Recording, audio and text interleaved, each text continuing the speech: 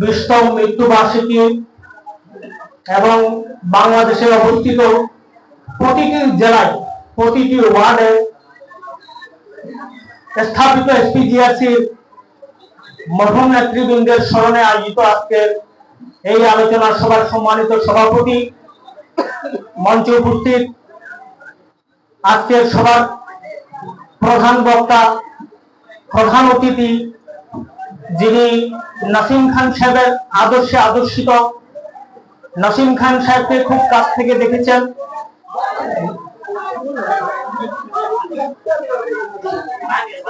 নাসিম খান সাহেবকে খুব কাছ থেকে দেখেছেন।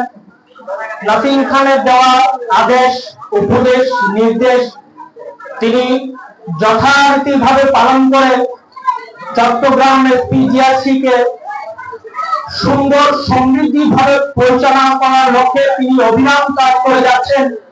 সেই আজকের প্রধান অতিথি জনাব সোহেল আক্তার খান, চট্টগ্রাম বিভাগীয় সাধারণ সম্পাদক। সাথে উপস্থিত আছেন আমার শ্রদ্ধেয় গুরুভাজন, সত্য বলতে এই এসপিজিআরসি যিনি আমাকে হাত ধরে এসপিজিআরসি তে পদার্পণ করেছিলেন, তার আদেশ, উপদেশ, নির্দেশ এবং আমাকে এসপিজিআরসি তে সম্পৃক্ত করার লক্ষ্যে তিনি অবিরাম পরিশ্রম করেছিলেন।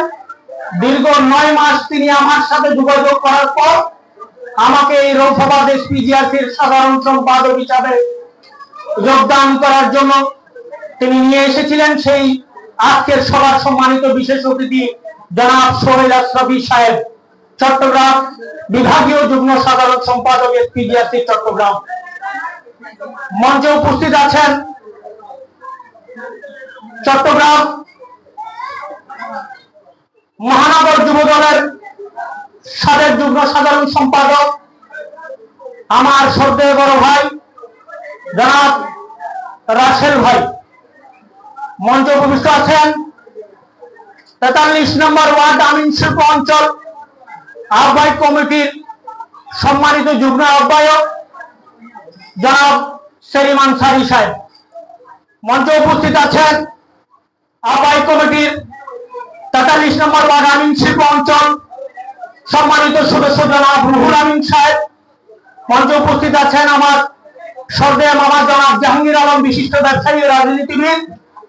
মঞ্চে উপস্থিত আছেন এসবি নগর শাখা, ফিরোজ শাহ শাখা, হালিশহর শাখা থেকে আগত আমার এসপিজিআরসির সম্মানিত নেতৃবৃন্দ, কার্যকরী পরিষদ সদস্য মন্ডলী, অতিথি মন্ডলী, সবাইকে আমি এবং আমার অত্র এলাকার রৌফাবাদ এলাকার শ্রদ্ধেয় মুরব্বী, বড় ভাই, ছোট ভাই, পর্দার আড়ালে মা বোন যারা এসপিজিআরসির এই আলোচনা সভাকে উপলব্ধি করছেন, নাসিম খানকে যারা ভালোবাসেন, তাদের সকলের প্রতি আমি রৌফাবাদ এসপিজিআরসি সংগঠনের পক্ষ থেকে আন্তরিক শুভেচ্ছা, অভিনন্দন জ্ঞাপন করছি।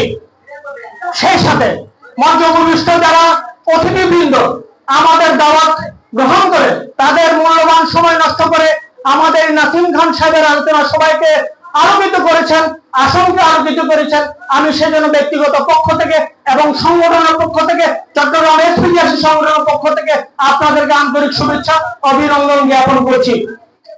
নাসিম খান সাহেব আসলে কি ছিলেন, বিহারি তাদের থেকে কি শিখেছে, কি নিয়েছে, এটা বলার কিছু নেই, কম বেশি সবাই জানেন। এবং আজকে প্রধান অতিথি যিনি আছেন তিনি প্রধান বক্তাও, নাসিম খান সম্বন্ধে তিনি যতটুকু জানেন তিনি আপনাদেরকে ক্লিয়ার করবেন। তবে আমি একটু ক্লিয়ার করব যে আমাদের এখানে যারা যুবক ভাইরা আছেন তারা এসপিজিআরসি সম্বন্ধে কিছু জানেন না।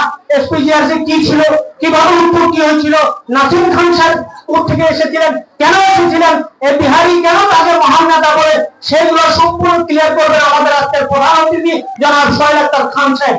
কিন্তু আমি ছোট্ট করে একটু কথা বলবো, যেহেতু নাসিম খান সাহেব ছিলেন আমাদের মহান নেতা, মহান নেতা কেন বলা হয়, যে নেতা নিঃস্বার্থ, নিরহংকার, নিঃস্বার্থভাবে তিনি তার পরিবারকে ছেড়ে, তার সমস্ত কাজকর্ম ছেড়ে তিনি নিঃস্বার্থ নিজের টাকা খরচ করে এই অবহেলিত, অসহায়, নিষ্পেষিত, নির্যাতিত মানুষের পক্ষে যেখানে যেই কষ্ট এসেছে সেটাকে সমাধান করার লক্ষ্যে তিনি অবিরাম কাজ করেছেন। বিদায় এই জনগোষ্ঠী তাকে মহান নেতার খ্যাতি দিয়েছেন। তিনি মহান, তিনি এখন মহান না, তিনি যতদিন পর্যন্ত এই জনগোষ্ঠী বাংলাদেশে অবস্থান করবে, উজ্জীবিত জীবিত থাকবে, ততদিন পর্যন্ত এই নেতা নাম মহান নেতা হিসাবে স্বীকৃতি প্রাপ্ত থাকবে।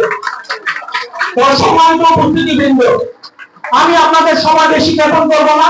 আপনারা হয়তো জানেন আমি এ মঞ্চে থাকা অবস্থায় আমার ছেলে অ্যাক্সিডেন্ট হয়েছে, তার 4টি সেলাই হয়েছে। আমি এখন মেডিকেল থেকে আসতেছি, আমার মন মানসিকতা ভালো নেই, তবে আমি বক্তব্য দীর্ঘায়িত করবো না। সবাই আমার বাচ্চার জন্য দোয়া করবেন।